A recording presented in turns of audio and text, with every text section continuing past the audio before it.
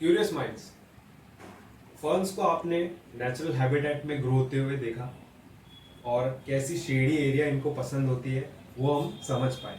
कुछ फर्न्स को मैं वहाँ से अपने घर पर लेकर आया हूँ ताकि मैं इनको मेरे गमलों में ग्रो कर सकूँ। अब ऐसा नहीं है कि मैं पहली बार कर रहा हूँ, मैंने ट्राई किया है लेकिन सक्सेस नहीं मिल पाई थी, सारे फर्न्स मर गए थे। तो फिर से मैं कोशिश करने वाला हूँ क्योंकि ये बहुत इंटरेस्टिंग प्लांट है। अगर क्लोजली होंगे तो मैं इनको अच्छे से ऑब्जर्व कर पाऊंगा। और एक कंड्यूसिव एनवायरनमेंट चाहिए जिसमें मॉइस्चर होना चाहिए, शेड होनी चाहिए, तो और वेल ड्रेनिंग सॉइल भी होनी चाहिए। तो ये सारी कंडीशंस को मैच करने के बाद ही ये सक्सेसफुली हमारे गमलों में रह पाएंगे।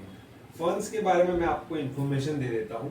ये इसीलिए मेरा इतनी जिज्ञासा है इन प्लांट्स में क्योंकि ये ओल्डेस्ट लिविंग प्लांट्स माने जाते हैं। ये ब्रिज रहे हैं लोअर और हायर प्लांट्स के बीच में और इन्होंने बहुत ज़्यादा कंट्रीब्यूट किया है अर्थ की नेचुरल हिस्ट्री में और एवोल्यूशनरी स्टेपिंग स्टोन रहे हैं हमारे लैंड प्लांट्स। जितने भी लैंड प्लांट्स हैं जो धरती पर ग्रो होते हैं उनके ये पूर्वज हैं। इनको रिकग्नाइज करना तो आसान है।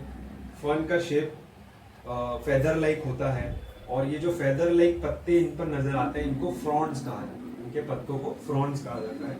और ग्राउंड कवर प्लांट्स होते हैं, बड़े बड़े पेड़ों के नीचे ग्राउंड कवर करते हैं ये। और मिलियंस ऑफ इयर्स तक फर्न्स और फर्न अलायंस ने टेरेस्ट्रियल प्लांट्स को डोमिनेट किया था और इसी वजह से जो आज फॉसिल निकलता है, जो तेल, नेचुरल गैस, उनमें एक बहुत बड़ा योगदान इन फर्न्स का रहा है। फर्न्स की साइज पहले बड़ी हुआ करती थी, धीरे धीरे ये छोटी होती गई। अब दूसरे प्लांट से ये अलग कैसे है? तो इनमें रूट्स भी है, स्टेम है, लीव है, तो अलग कैसे है?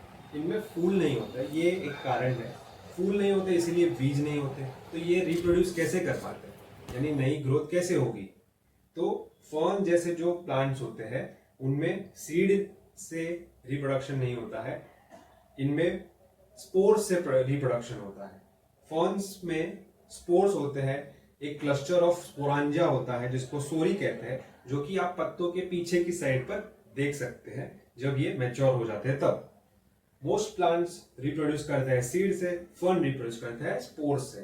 स्पोर्स नॉन फ्लावरिंग प्लांट्स में देखे जाते हैं और एक फॉर्म ऑफ सेक्सुअल रिप्रोडक्शन होता है इन प्लांट्स में। तो फर्न्स जो है ये दो तरीके से रिप्रोड्यूस कर सकते हैं, एक तो सेक्सुअल तरीका है और दूसरा एसेक्सुअल है। तो सेक्सुअल में क्या होता है, एक बार जो स्पोर है, जो रिप्रोडक्टिव सेल है, जो कि पत्तों के पीछे होता है, राउंड पैचेस जो पीले, ब्राउन, काले हो सकते हैं, एक बार वो स्पोर जो है वो जर्मिनेट हो जाता है, गैमेटोफाइट प्रोड्यूस करता है माइटोसिस प्रोसेस के कारण।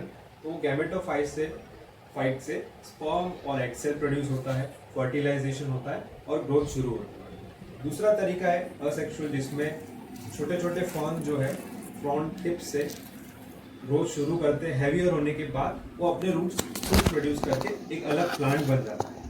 तो ये दो तरीके हैं। इन प्लांट्स को जो है मॉइस्ट वेल ड्रेनिंग एनवायरनमेंट चाहिए होता है और थोड़ी हल्की सनलाइट चाहिए होती है, ऐसे कंडीशन में ग्रो करते हैं। तो देखते हैं मेरे घर पे ग्रो होता है या नहीं।